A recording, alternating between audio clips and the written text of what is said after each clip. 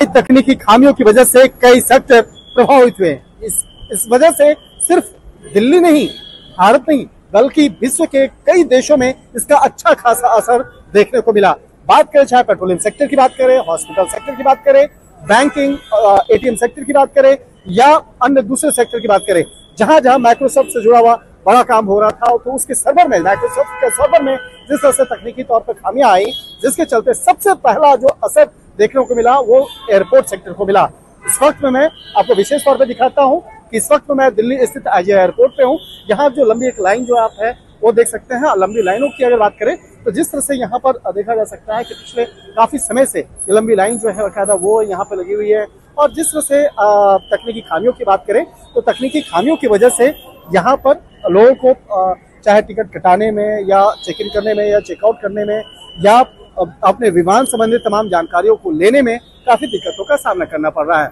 और दूसरे सेक्टर की अगर बात करें, ब्रिटेन की बात करें, यूएस की बात करें, यूएसए की बात करें तो या फ्रांस की बात करें, तो कई ऐसे देश हैं जहां पर इन तकनीकी खामियों की वजह से जो उनके कई ऐसे बड़े सेक्टर्स जो हैं, खासतौर पर ऑयल इंडस्ट्री, पेट्रोलियम इंडस्ट्री से साथ साथ कई अन्य जो सेक्टर्स हैं वो अच्छा खासा प्रभावित हुआ है और जिसके चलते लोग काफी ज्यादा परेशान हो रहे हैं। तो इस मामले पे हालांकि माइक्रोसॉफ्ट का जो कहना है कि जल्द से जल्द इस मामले पर एक उसका समाधान किया जाएगा और इस मामले पे जल्द से जल्द समाधान करने के साथ ही जो किस तरह से दिक्कतें आई हैं, क्यों ये दिक्कतें आई हैं, इसके बारे में भी औपचारिक तौर पे जानकारियां साझा की जाएगी।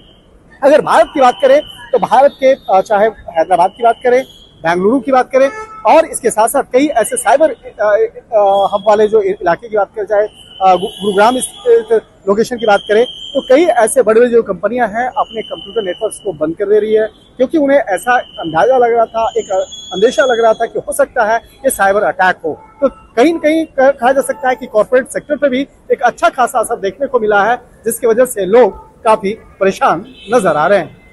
वीडियो जर्नलिस्ट सोनू मंडल के साथ शंकर आनंद, IGI एयरपोर्ट, दिल्ली। और जानेंगे हालचाल, हमारे साथ IT एक्सपर्ट प्रेम श्रीवास्तव इस वक्त स्टूडियो में मौजूद हैं। प्रेम, बहुत बहुत स्वागत है आपका। और हमारे अलग अलग सहयोगी लेह से जिगमित हमारे साथ जुड़े हुए हैं और जम्मू एयरपोर्ट से हमारे साथ राजेंद्र टिक्कू जुड़े हैं और दिल्ली एयरपोर्ट से हमारे साथ शंकर आनंद जुड़े हैं। सबसे पहले दिल्ली एयरपोर्ट का ही हालचाल जान लेते हैं। शंकर, दिल्ली एयरपोर्ट पर किस तरह की हलचल और जानकारी के मुताबिक थोड़ी पैनिक की स्थिति वहां पर देखने को मिल रही है इस वक्त?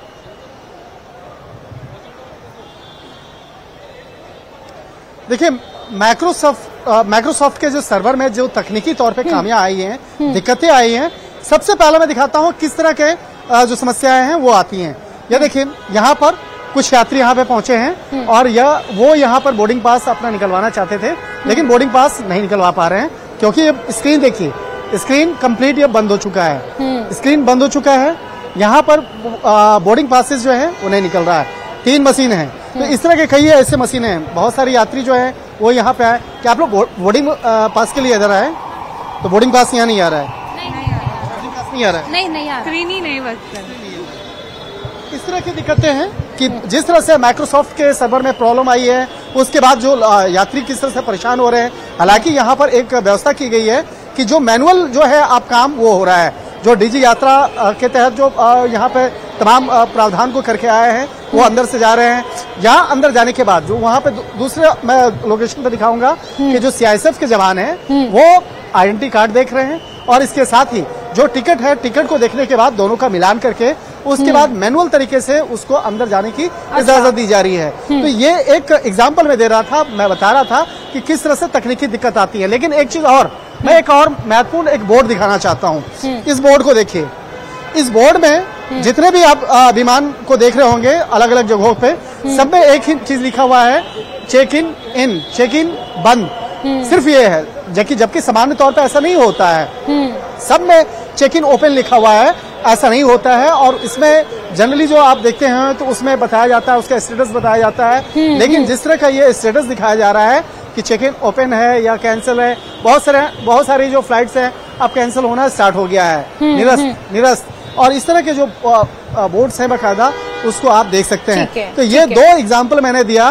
कि किस तरह से लोगों की परेशानियां हो रही हैं और लोगों की परेशानियां हो रही हैं। और इसके साथ साथ ये परेशानी सिर्फ दिल्ली एयरपोर्ट की नहीं है या भारत की नहीं है, बल्कि इस तरह की समस्याएं विश्व स्तर में देखी जा रही है, विश्व के कई देशों में देखा जा रहा है।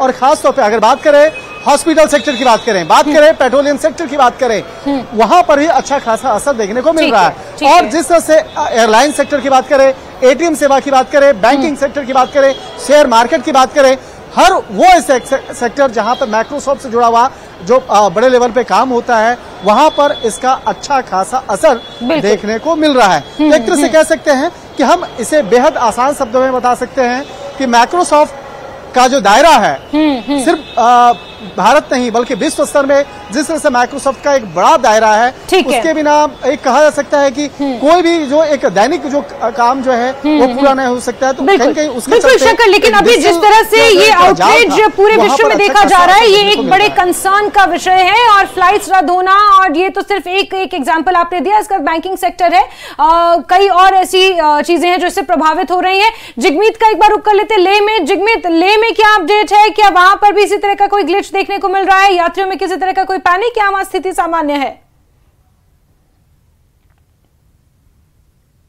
इस तरह देश भर में एयरपोर्ट में जो टेक्निकल समस्या है, उसी तरह अभी इस वक्त में आप देख सकते हो केबीआर एयरपोर्ट के ठीक आगे हूं, जहां पर हमने बात की केबीआर के ऑफिशियल से, तो उनका कहना है कि इसके चलते कुछ दिक्कतें जरूर आई, कुछ फ्लाइट में डिले हुई, मगर कैंसिल के बारे में उन्होंने अभी तक कुछ नहीं कहा। जी जिगमित, अभी सिचुएशन कैसी है लेह एयरपोर्ट पे? हाँ, जिस तरह हमने बात की केबीआर के ऑफिशियल से, उन्होंने कहा है कि जिस तरह सामान्य रूप से पहले के जैसे जो सभी फ्लाइटें थी वो थोड़ा डिले हुई बेशक, मगर सभी फ्लाइटें आई, जैसे कि एयर इंडिया की बात करें, स्पाइस जेट, इंडिगो और विस्तारा, सभी फ्लाइटें आ चुकी है। जी ठीक है, यानी लेह एयरपोर्ट पर किसी तरह क्योंकि पैनिक की स्थिति नहीं है, क्योंकि वैसे ही वहां पर फ्लाइट्स की जो संख्या है वो कम है। राजेंद्र, जम्मू एयरपोर्ट पर किसी तरह का कोई पैनिक, कोई स्थिति?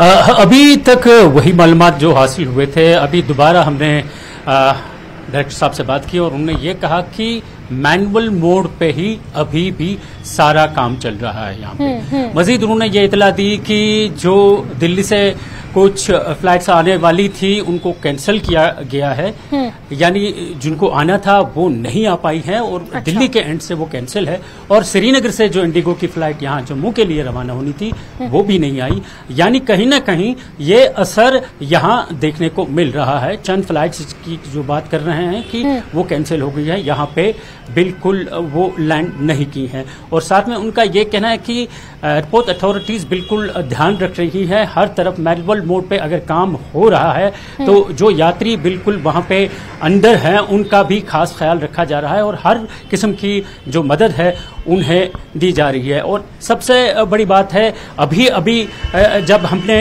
बात की तो उन्होंने ये कहा कि मैनुअल मोड पे काम होते हुए भी यहाँ पे जो भी सुबह से कुछ फ्लाइट्स यहाँ से रवाना हुई तो उनका जो बोर्डिंग पास है वो मैनुअल यानी हाथ से ही बनाया गया था और उसके बाद उन्हें रवानगी यहाँ से दी गई। जी 10 मिनट। ठीक है राजेंद्र, यानी थोड़ा असर जम्मू एयरपोर्ट पर भी देखने को मिल रहा है। और इसी तरह जिगमीत, शंकर और राजेंद्र, आप तीनों का बहुत बहुत शुक्रिया। और अब हम सीधे रुक करेंगे हमारे